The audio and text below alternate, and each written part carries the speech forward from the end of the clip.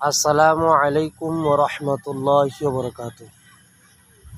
প্রিয় ভাই ও বোনেরা, আজকে আমরা একটি জিনিস শিখব। সেটা হলো, আমাদের অনেক সময় এরকম হয় যে আমাদের অনেক জিনিসে অপছন্দ হয় বা আমাদের জীবনের সাথে ঘটে যাওয়া। তো এই বিষয়টা হলো, এমনও হতে পারে এটা আপনার জন্য আমার জন্য অপছন্দনীয়, কিন্তু আল্লাহ তাআলা জানেন এটার মধ্যে আমাদের জন্য কল্যাণকর। কারণ আল্লাহ কখনো বান্দার অমঙ্গল চায় না। এই জন্য আল্লাহ সূরা বাকারার 216 নম্বর আয়াতে বলছেন, ওয়াসা রব্বুকুম আন তাকরাহু শাইআন ওয়া হুয়া খায়রুল লাকুম।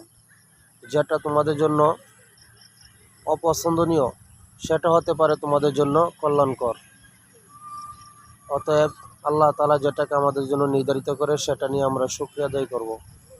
এরকম সুন্দর সুন্দর ইসলামিক ভিডিও পেতে আমার পেজটিকে ফলো করে রাখবেন এবং একটি লাইক, একটি কমেন্ট, একটি শেয়ার করে অন্যদেরকে দেখার সুযোগ করে দিবেন।